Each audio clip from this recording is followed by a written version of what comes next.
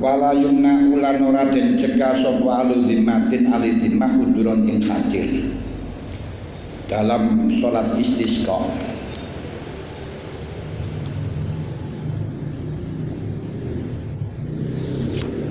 Diperintahkan oleh kadane istisqa. Istisqa hukumnya sunat karena membutuhkan dan disunatkan diulang-ulangi selama belum tercapai dengan 2 khutbahnya sampai mendapatkan siraman.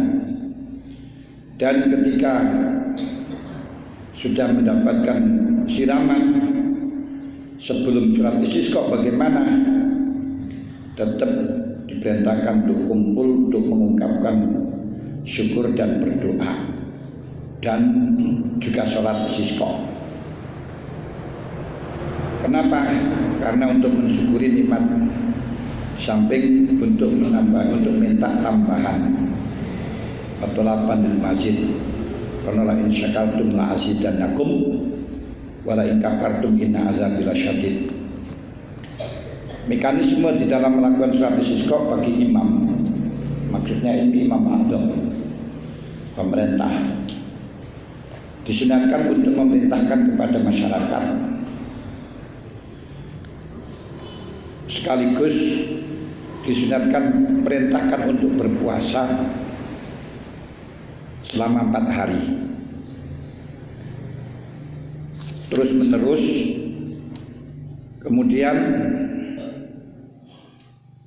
hukumnya puasa 4 hari menurut keterangan di sini adalah wajib karena perintahnya imam.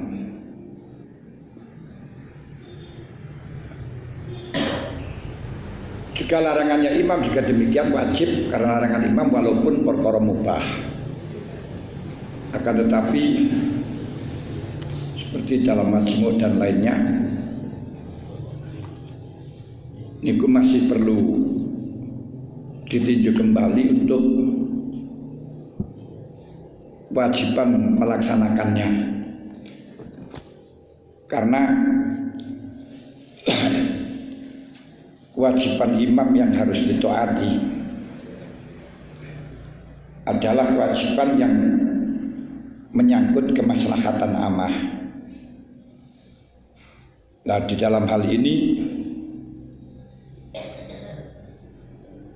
menurut yang ada dalam hal ini adalah urusan kemaslahatan amah. Itu benar. Namun mestinya wajib imam itu punya wewenang kepada masyarakat hanya di dalam hal-hal yang zahir, yaitu untuk merukunkan masyarakat, menghilangkan persengketaan di antara satu dengan yang lain. Tidak punya imam otoriter tentang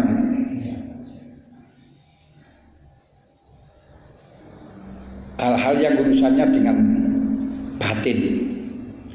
Nah, seperti puasa ini urusannya batin, nggak ada urusan kewajiban imam. Makanya di situ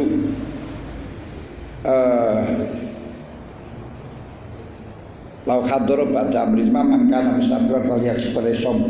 Ya, apakah di sini puasa itu adalah urusan batin, urusan dohir? Ini masih perlu ditinjau kembali. Mergone wilayah imam, wilayah pemerintah terhadap rakyat atau mengatur rakyat, memang kewajibannya adalah menyeluruh. Semuanya wilayahnya imam, kekuasaannya imam. Akan tetapi walaupun semuanya itu kekuasaannya imam, hanya sebatas urusan dohir, bukan urusan batin. Kalau urusan batin niku kewajiban ulama. Dan kewajiban ulama itu tidak bisa dengan ilzam, tidak bisa memberikan kewajiban, apalagi sampai memberi takziran. Mungkin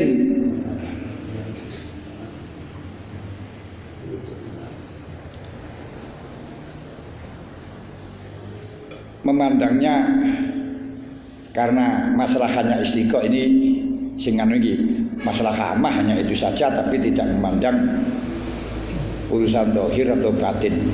Masalahnya hasilnya itu juga urusan batin. Hasil istisqa itu urusan batin, nggak bisa dikatakan dohir. Secara global, pemenang untuk mengatur kepada masyarakat atau bisa dikatakan siasah itu terbagi menjadi 4. Pertama, siasah nubuwah. Nah, kalau kenabian ini jelas bahwa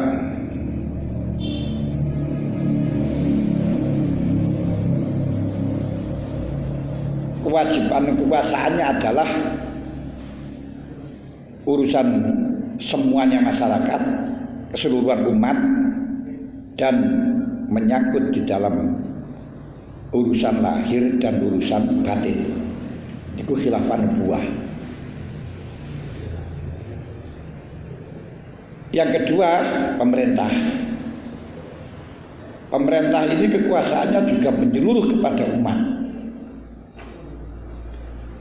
baik anak kecil, wong tua, wabeh menjadi kekuasaannya pemerintah. Akan tetapi kekuasaannya pemerintah ini hanya sebatas hal yang zahir. Zakat pun kekuasaannya pemerintahnya zakat yang zahir, yaitu yang urusan sosial, urusan hubungan satu dengan yang lain. Urusan yang zahir itu seperti zakatnya zuhur, zakatnya mawasi. Kalau zakatnya uang, zakatnya emas itu urusan zakat batin. Wong duit-duit wong liya gak roh. Diutang wong liya yo ora roh. Ini urusannya batin. Ini bukan pemerintah tidak bisa untuk ikut campur. Dalam masalah ibadah menentukan harus melakukan seperti ini. Juga imam tidak punya wewenang, tidak punya hak paksa. Makanya ketika Harun Rasyid mengusulkan kepada Imam Malik agar masyarakat semuanya ngaji kitab Muwatta, oleh Imam Malik tidak diperbolehkan, karena memang nggak boleh imam memaksa harus mengikuti mazhab tertentu, harus begini, nggak boleh. Karena imam tidak berhak untuk mengatakan ini aliran sesat, ini aliran nggak bisa itu. Ini kalau selain nubuah, khilafah nubuah nggak bisa. Karena kalau nanti pemerintah ikut campur dalam masalah batin, wah itu nanti agama masyarakat akan selalu dipengaruhi dengan agamanya pemerintah. Ini bahaya. Yang sehingga orang-orang yang sentimen dengan pemerintah itu nanti bisa disesatkan semua. Karenanya seperti Al-Hallaj, Mansur Al-Hallaj dibunuh, dianggap zindik, dianggap aliran sesat. Kedua, seperti Syekh Yazid Al-Bastami itu dijatuhi hukuman gantung sampai 3 kali, tapi lolos semua karena juga dianggap zindik. Wah, ini bahaya itu kalau dianggap ini zindik, harus dibunuh, harus dipateni, bahaya itu. Makanya kehadiran pemerintah di dalam urusan seragam sekolah mengatur agar supaya instansi tertentu, yaitu instansi di bawah pemerintah, ini tidak boleh memaksakan dengan menggunakan simbol agama tertentu. Misalnya mewajibkan jilbab juga nggak boleh, melarang jilbab juga nggak boleh. Itu hak individu. Pemerintah nggak punya mengatur itu, kecuali kalau membuat fitnah mudah itu pemerintah harus melarang. Kalau terjadi fitnah itu harus melarang. Tapi kalau tidak melakukan agama nggak bisa. Ketika siasatul ulama, kekuasaan ulama itu tidak menyeluruh, hanya kepada orang tertentu saja. Siapa yang mengikuti? Dan ulama tidak punya otoriter ilzam, mewajibkan dengan cara paksa. Kalau tidak melaksanakan harus dihukum, tidak boleh. Ketiga, keempat, dimulakan ya seperti ulama. Karena itu ulama kita seperti Mbah Hasyim Asy'ari membuat wadah Ahlussunnah wal Jamaah rupa Jamiah Nahdlatul Ulama, agar supaya kita bisa mengatur pada orang-orang yang mengikuti Nahdlatul Ulama. Hanya itu saja ngaturnya dan itu tidak bisa ilzam. Misalnya warga Nahdlatul Ulama kalau memang tidak mengikuti dihukum nggak bisa. Gak melakukan itu dihukum nggak bisa, nggak punya otoriter, kiai nggak punya. Ya harus tahu. Makanya ulama NU nggak bisa memaksakan orang Muhammadiyah mengikuti NU atau NU Muhammadiyah memaksakan orang NU ikut sana, nggak bisa. Karena kewajiban ulama hanya kepada orang tertentu dan hanya urusan batin, yaitu urusan masalah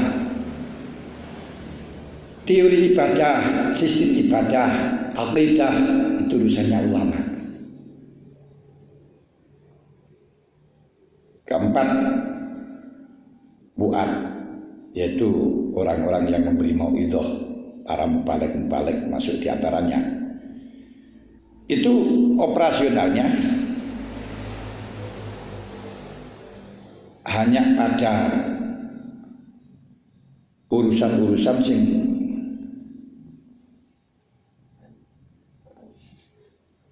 menyangkut batini orang awam, tidak pada orang khusus. Makanya karena menyangkut batinnya orang awam, geniku memberikan kewajiban hanya kepada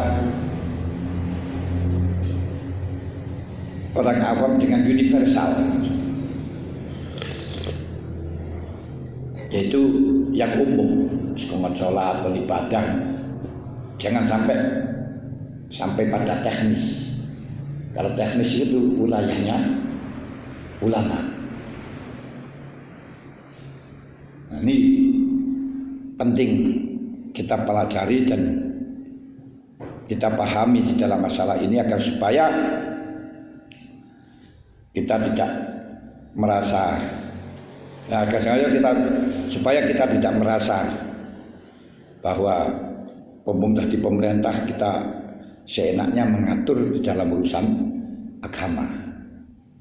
Karena kalau sudah mengatur urusan agama dengan teori tertentu, harus diwajibkan tertentu, itu nanti akan berebut menjadi pemerintah. Ketika menjadi pemerintah, karena nanti akan bisa mempengaruhi geger antar organisasi Islam satu dengan yang lain. Bahaya. Nih. Makanya apa yang dikatakan di sini memang mazhabnya Imam Syafi'i seperti itu, tapi itu masih perlu ditinjau kembali, perlu ditelusuri kok bisa imam mewajibkan untuk sedekah, mewajibkan untuk puasa, ini itu juga nggak bisa. Pemerintah mewajibkan nggak bisa.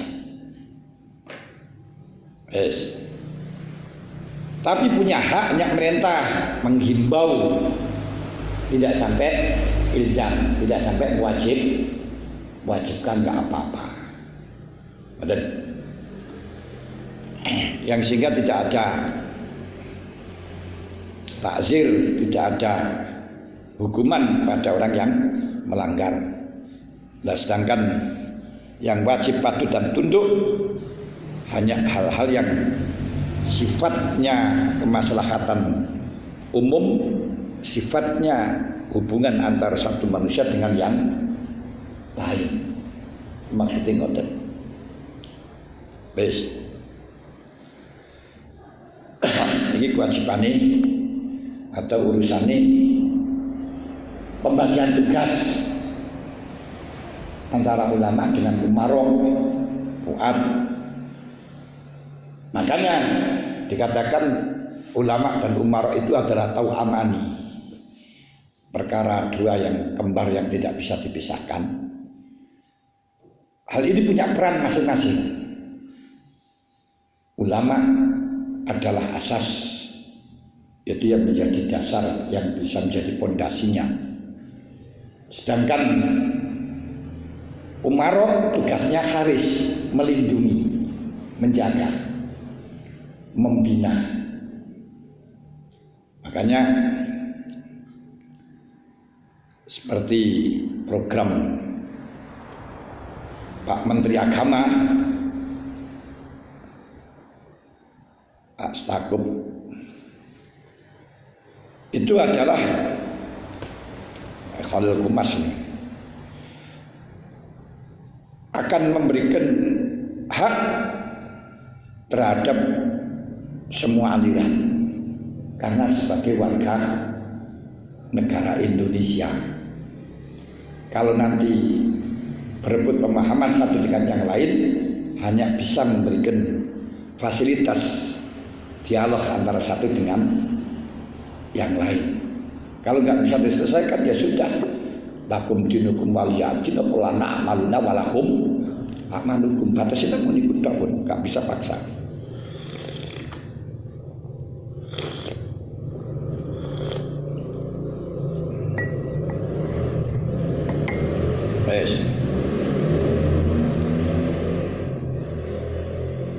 Terus kesunatan memerintahkan juga